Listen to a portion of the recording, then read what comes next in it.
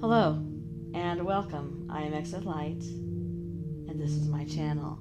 Today I'm going to read you an excerpt of The Strange Case of Dr. Jekyll and Mr Hyde, written by Robert Louis Stevenson in 1886. 12 o'clock had scarce rung out over London, ere the knocker sounded very gently on the door. I went myself at the summons, and found a small man crouching against the pillars of the portico. "Are you come from Dr. Jekyll?"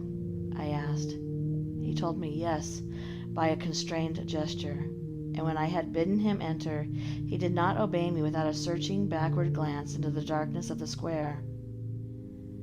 There was a policeman not far off, advancing with his bull's eye open, and at the sight I thought my visitor started and made a greater haste.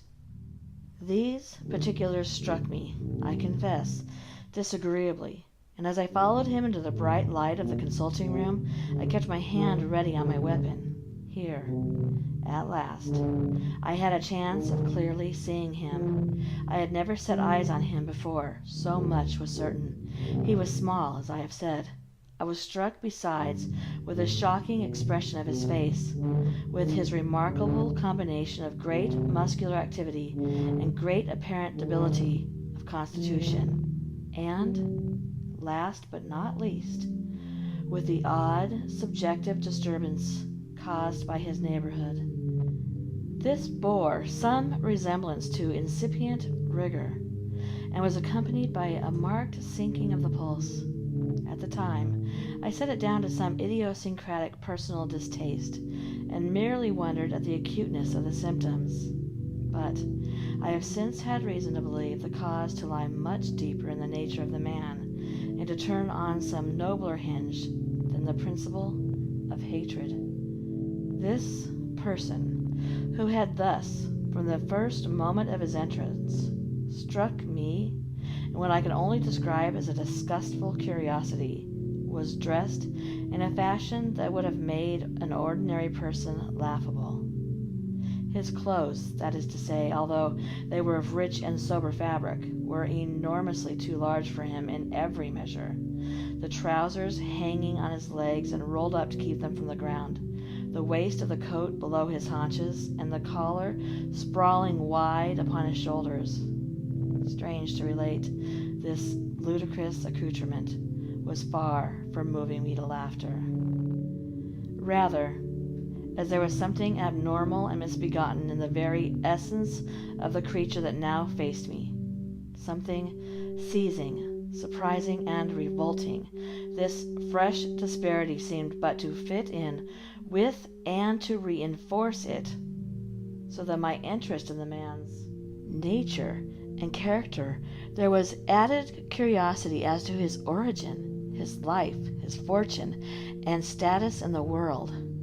These observations, though they have taken a great space to be set down in, were yet the work of a few seconds. My visitor was indeed on fire with somber excitement. "Have you got it?" he cried. "Have you got it?"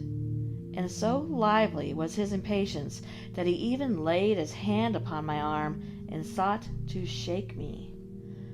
I put him back, conscious at his touch of a certain icy pang along my blood. "Come, sir," I said, "you forget that I have not yet the pleasure of your acquaintance. Be seated, if you please." And I showed him by example, and I sat down myself in my customary seat, and with as fair an imitation of my ordinary manner to a patient, as the lateness of the hour, the nature of my preoccupations, and the horror I had of my visitor, would suffer me to muster. "I beg your pardon, Dr. Lanyon," he replied civilly enough. "What you say is very well founded, and my impatience has shown its heels to my politeness. I come here at the insistence of your colleague, Dr. Henry Jekyll, on a piece of business of some moment, and I understood—" He paused, and put his hand to his throat, and I could see, in spite of his collected manner, that he was wrestling against the approaches of the hysteria. "I understood a drawer?"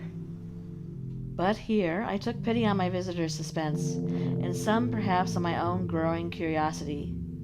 "There it is, sir," said I, pointing to the drawer, where it lay on the floor behind a table, and still covered with the sheet. He sprang to it and then paused, and laid his hand upon his heart. I could hear his teeth grate with the convulsive action of his jaws, and his face was so ghastly to see that I grew alarmed both for his life and for reason. "Compose yourself," said I. He turned a dreadful smile to me, and as if with the decision of despair, plucked away the sheet. At the sight of the contents he uttered one loud sob of such immense relief that I sat petrified. And the next moment, in a voice that was already fairly well under control, "Have you a graduated glass?" he asked. I rose from my place with something of an effort and gave him what he asked. He thanked me with a smiling nod, measured out a few minims of the red tincture, and added one of the powders. The mixture, which was at first a reddish hue, began in proportion as the crystals melted to brighten in color, to effervesce audibly, and to throw off small fumes of vapor. Suddenly, and at the same moment, the boiling ceased, and the compound changed to a dark purple, which faded again more slowly to a watery green.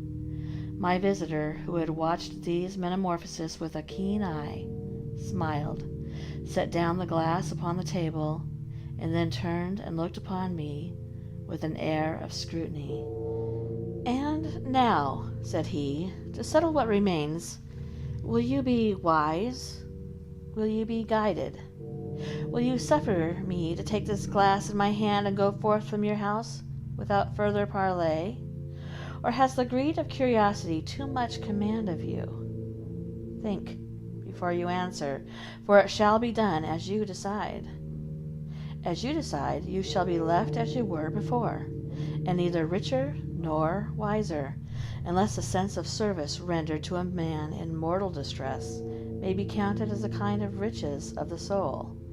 Or, if you shall so prefer to choose, a new province of knowledge and new avenues to fame and power shall be laid upon you here, in this room, upon the instant, and your sight shall be blasted by a prodigy to stagger the unbelief of Satan." "Sir," I said, affecting a coolness that I was far from truly possessing, "you speak enigmas, and you will perhaps not wonder that I hear you with no very strong impression of belief. But I have gone too far in the way of inexplicable services to pause before I see the end." "It is well," replied my visitor. "Lanyon, you remember your vows. What follows is under the seal of our profession.